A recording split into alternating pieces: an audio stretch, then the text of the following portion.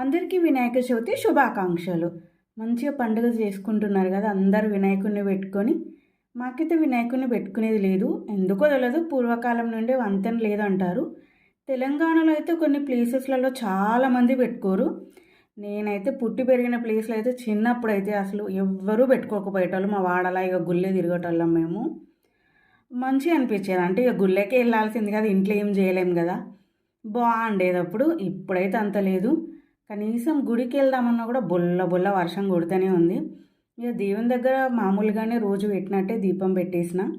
Books పెట్టాలి కదా, మా పాప బుక్స్ పెట్టిన. ఇక మనకి ట్రైపాడ్ కూడా కొంచెం నాకు బుక్ తోటే సమానం అనిపిస్తుంది. అది కూడా ట్రైపాడ్ ఒక్కటి పెట్టి పూజ చేసిన రెండిటికి.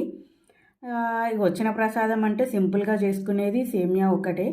ఆ సేమియా ఒకటి చేసి పెట్టిన. వినాయకుడిని పెట్టిన వాళ్ళకైతే పాపం మస్తు ఉంటాయి కదా చేయాల్సినవి.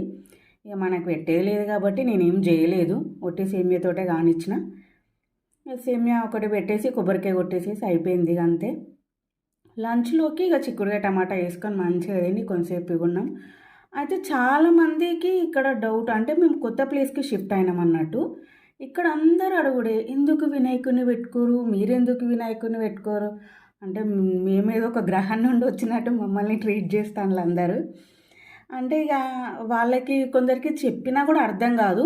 అట్లాంటి వాళ్ళకి ఏం చేయలేము మనము, వాళ్ళని వదిలేయాలంతే. ఇక వాళ్ళు అందరూ అనేటివి పట్టించుకోలేము కదా, లైట్ తీసుకొని మనం అట్లా నడవాల్సిందే. ఇక అంటే ఇక పక్కన వాళ్ళకి ఎక్కువ ఉంటుంది కదా మన మీద పంచాయతీ, ఎందుకు పెట్టలేదు ఎందుకు పెట్టలేదు, ఏమైంది అది ఇదని.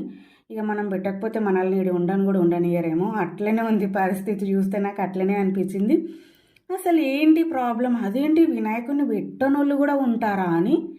అంటే పెట్టనోళ్ళు కూడా ఉంటారా అంటే అన్ని రకాలుగా అందరూ అన్నీ ఉన్నప్పుడు ఇది కూడా అంతే కదా.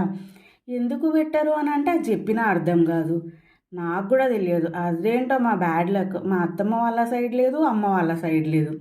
ఏదన్నా ఒక సైడ్ ఉంటే మనం చేద్దామన్నా కూడా, ఇప్పుడు లేని దాన్ని చేయాలన్నా కూడా కొంచెం అంటే తెలియదు కాబట్టి ఏం చేయలేము. మళ్ళీ కొత్తగా మనం స్టార్ట్ చేస్తే ఎట్లుంటుంది. ఇక మనం సొంతంగా డెసిషన్ తీసుకోలేము. అత్తమ్మ వాళ్ళు ఎట్లా చేస్తారో మనం అట్లనే చేయాల్సి ఉంటుంది. పెళ్ళయ్యాక మన అన్నీ సొంతకి పనికిరావు కదా. కానీ అది ఎవరికి అర్థం కాదు. కానీ ఏం చేస్తాము, ఇక వాళ్ళందరూ అన్నీ అంటూ ఉంటే ఇక వినడం తప్ప ఏం చేయలేం. పక్కన వాళ్ళు పదంటారు, ఏం చేస్తాము, వినాలి, వదిలేయాలి. ఎందుకు పెట్టట్లేదు ఎందుకు పెట్టట్లేదు అని అంటే వంతెన లేదు అని చెప్పిన నేను. వంతెన, దానికి వంతెన ఏముంది, అదేముంది ఇదేముంది అని.